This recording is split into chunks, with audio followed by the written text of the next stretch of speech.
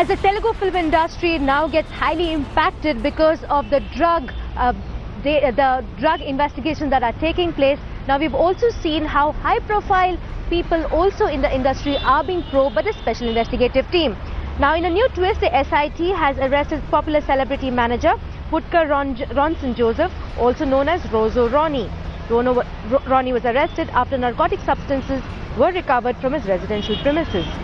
Popular actor Navdeep, meanwhile, was grilled on Monday, while art director Dharma Rao is expected to be grilled today. Remember, the SIT is quizzing 12 Tollywood personalities to find out if they had any links with the peddlers who were arrested earlier this month. So far, a total of 19 people have been arrested by the SIT in the drug racket case. Quantities of LSD and MDMA have been seized. This after the celebrities were sent notices by the SIT after over 12 peddlers were arrested in a massive drug bust in Hyderabad. The number of these Tollywood celebrities were found on Kingpin's Calvin Masculinity phone.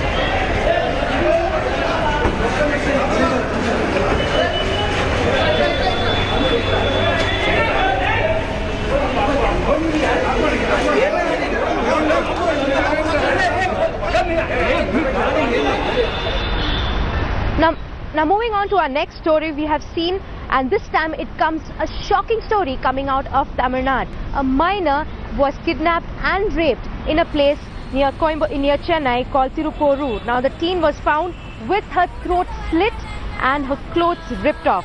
The police said there were no signs of forced entry, leading to the presumption that the perpetrator may have been known to the victim. The police have arrested Ashok Kumar, a local resident, in connection with the case and booked him for rape and murder. While crimes against women have only been rising, the case is pertinent in Tamil Nadu, especially after the CAG report revealed that the state government has not allotted any money to the Nirbhaya Fund, which is created for the sole purpose of increasing security measures for women.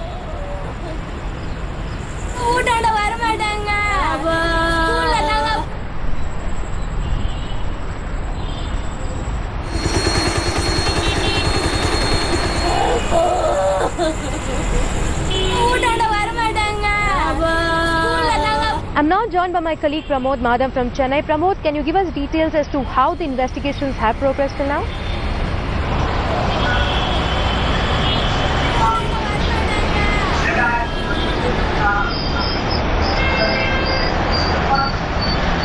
Well, can you hear me?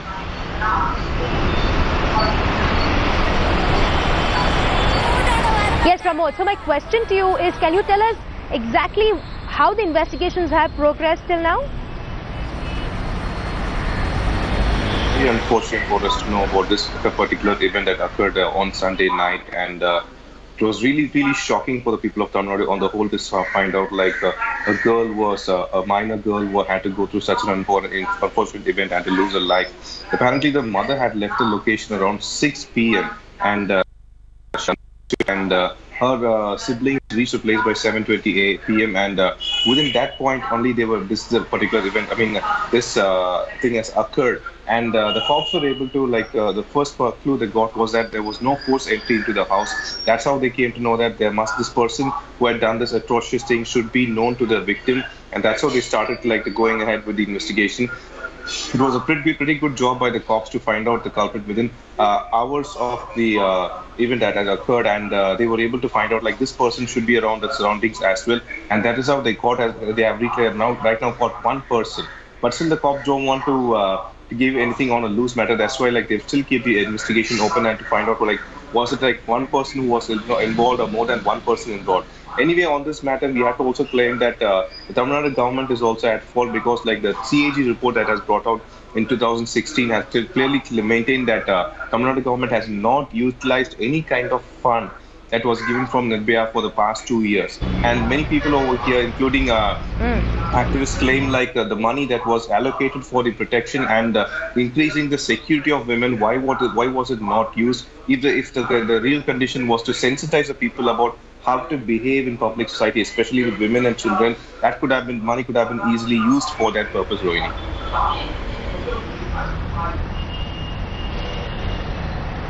Well, thank you, Pramod, for bringing us up to speed on that particular story, which is a horrific story that is coming out of Tamil Nadu. Now, moving on to another story in Tamil Nadu itself, former Chief Minister OPS is now facing another blow after MLA Arukuti shifted ships from OPS side to the EPS side. Now there have been protests that have broken across the state. The protest erupted in Tamarekulam village after villagers alleged that they were promised by the OPS that has been sold off to a private party. Now villagers said that OPS had promised to give them a well to the villagers but instead sold it off. Now India Today has accessed the damning report which clearly states that OPS had sold the land off to a private company. Take a look at the story.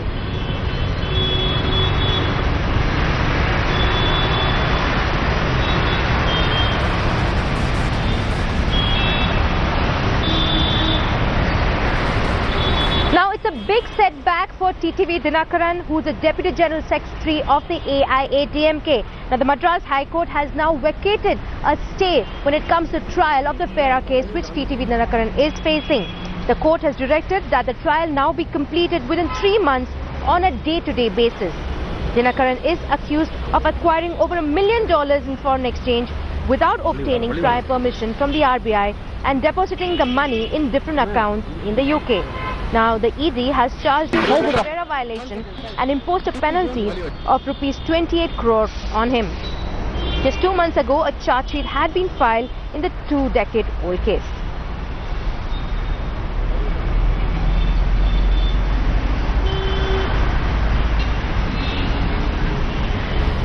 Meanwhile, there's some relief for TTV Dinakaran's aide Sukesh Chandrasekhar. Now, we bring you this particular report that has been filed by my colleague Anusha Soni, where the Delhi High Court has sought a reply from the Tihar jail on a plea that has been filed by Sukesh Chandrasekhar. And he has alleged that he was strip searched while he was lodged in a high-risk ward.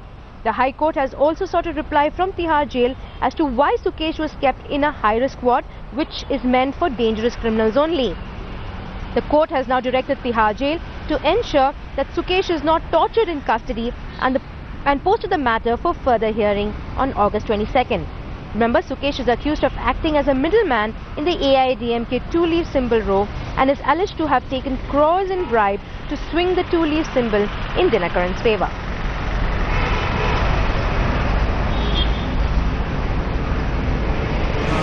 I'm joined by my colleague Anusha Soni. Anusha, good morning. Can you tell us what will be the details of this story as to how now will the Tihar jail authorities give a reply to this particular thing that the Delhi High Court has asked them? So, well, as you pointed out, this is clearly a relief for Sukesh, because he was saying that there is a bad treatment which he is undergoing in the Tihar jail where he is lodged. The Tihar jail authorities have to explain two facts. One, that were all the rules and regulations followed while he was lodged inside the jail, whether he was strip searched or tortured, if any sort of treatment of such treatment was meted out to him. And secondly, why, as you said, that he has been kept in a high-risk cell, despite the fact that it's kept for very, criminals of very dangerous category. So on both of these counts, the AAP government and Tihar jail authorities have to come forward, file their responses, and clearly Sukesh has relief from that end from the Delhi High Court. Right. Well, thank you, Anusha, for joining us and giving us an update on that particular story. Now, DIG Rupa may have been shunted out of her post in prisons, but she seems to be the points person for all the prisoners, where they have started writing letters to her. We've seen how DIG Rupa has been a whistleblower earlier, and she in her report had submitted details on preferential treatment that is being given to Sasikala as well as high-profile another prisoner, Abdul Telgi. Now, DIG Rupa has received a letter which inmates have alleged that the prison sub-inspector PSI Gajaraj Makur facilitates Sasikala's VIP rule in jail and also provides illegal facilities for several other prisoners. The PSI is in fact the person who allows Tamil Nadu MLAs, including her nephew TTV Dinakaran's entry into the jail post, visiting hours and often without passes. The letter also says that Sasikala holds meetings in the Chief Superintendent's room, while Hosur MLA provides home-cooked food for Sasikala. Every 2 or 3 days, groceries, home-cooked food and new clothes are brought to Sasikala.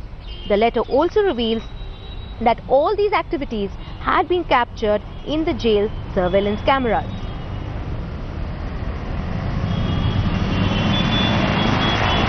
I'm now joined by my colleague Nolan Pinto, live from Bengaluru.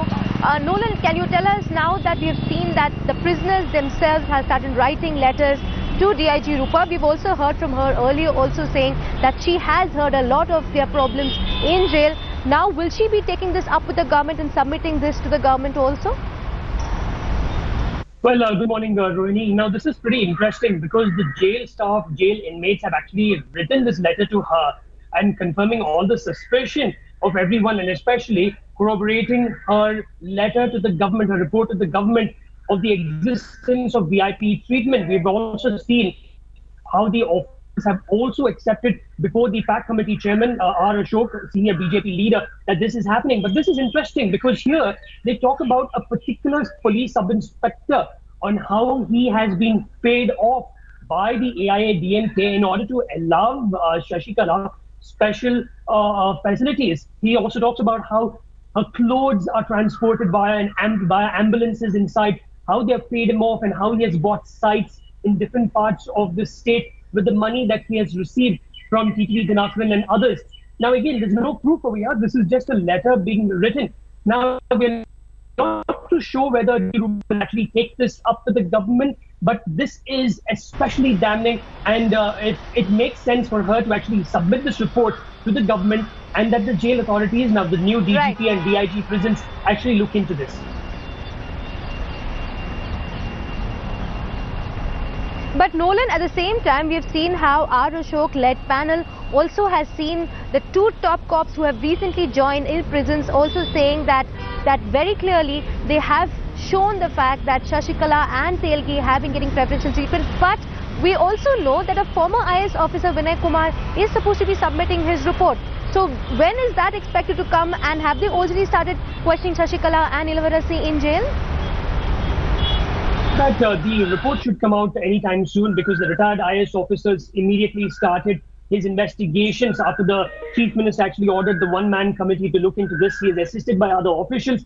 They're also told that within 15 days, this is what the time frame given by the PAC committee to officials to submit an action-taken report, not just at the Parapana Agrahara jail, but throughout the state. So you have multiple reports that are coming out, but while all that is out, here you have specific details saying how specific individuals, and in this particular case, a police sub-inspector, a PSI, actually going about and helping her, and the way he's going about and helping her, the way whatever he has done, the money that is being transferred. So the officials, both the prison officials as well as the one-man committee, have a lot in their hands in order to look into this.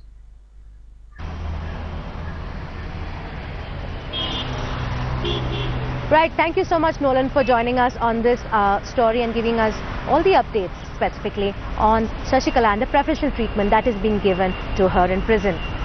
Now moving on, actor Dileep seems to be in more trouble as the news tightens around him. Now the Kerala High Court has denied him bail on various reasons, and one being that because he's such an influential person, he could also influence the witnesses. Now, in what is known to be a major setback for the actor, the court said that the evidence presented by the prosecution shows that a conspiracy was hatched in secrecy. The prosecution also claimed that if Dileep is allowed bail, then the case would be compromised. Remember, Dileep is accused of abducting and assaulting a fellow actor after she allegedly spilled the beans of him cheating on his previous wife with his present wife. The court had earlier said that Dileep masterminded the assault on the actor, while the prime accused and his former aide Palsa Sunni too has claimed that he carried out the assault on Dileep's instructions.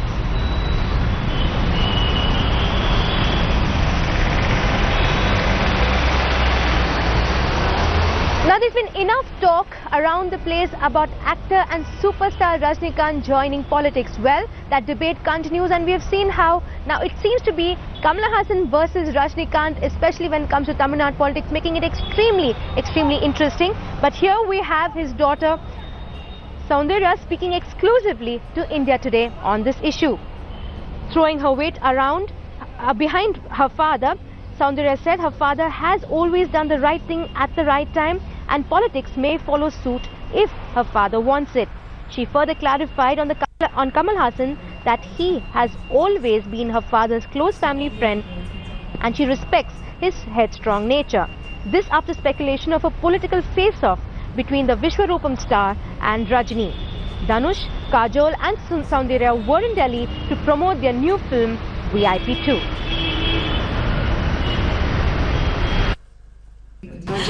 No, I think my dad has always done what's right at the right time, and he knows best. So whatever decision he does take in the future, we will support him as a family. But as of now, I really don't want to comment more on this topic. And finally, one last question. Kamal Hassan's also been very vocal about his likes or dislikes with the government. He's been far from diplomatic, and he's also been making news about his entry into politics again, being a little cryptic. So what do you have to say about that? Any opinions on that? Exciting time.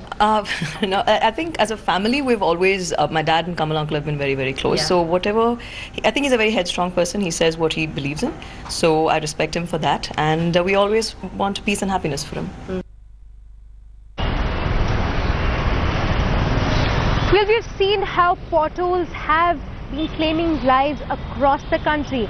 Here in India today, we have been showing you various stories, especially of how potholes have caused the death of several people, and also told the government to wake up, but that doesn't seem to be happening. Well, here we bring you another story from Mumbai, where the BMC's apathy of claiming lives every day seems to be taking place. And on Saturday, it was Kanchan Nath.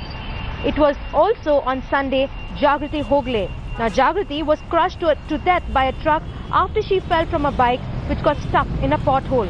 In the last 4 days, several cases of civic apathy have hit Mumbaikars who have just one question: when will the BMC finally act? Take a look at the story. She was one of India's most popular female bikers. She had driven through some of the toughest roads across the country. But it was a familiar city road that cost 35-year-old Jagriti Hogle her life. And it was all because of a deadly pothole. Jagriti was killed after she lost control of her bullet on the Mumbai-Palghar road. The tire of her bike got stuck in a pothole, because of which she fell down and was crushed by a truck. Police ने इस मामले को दर्ज किया है और जो truck driver है विनोद कुमार यादव, इसको हिरासत में लिया है. आगे का इन्वेस्टिगेशन चल रहा है. Jagriti's horrific death is another grim reminder of the crumbling roads of Maximum City and the maximum apathy of the civic authorities. But Jagriti is not the only victim of civic apathy. Just a few days ago, a woman was crushed to death after a coconut tree fell on her. Before that, a 39-year-old man died in Thane after a tree fell on him. Then a tree fell on a moving car, injuring 3 in Parel. Hello everyone, today we will be checking the road situation and the pothole situation. Chalo. अरे मिल गया ये देखिए. Okay, ये actually खड्डा नहीं है. यहाँ पे चाय रखा हुआ है for the birds and for anybody जो भी पास में आता है. Despite protests and viral online campaigns, the Shiv Sena-led Mumbai Municipal Corporation seems to have turned a blind eye to citizens' concern.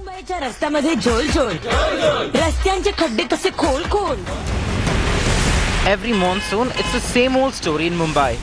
And this time too, it's the raining woes. The BMC is not short of funds. It is said to be the richest civic body in India.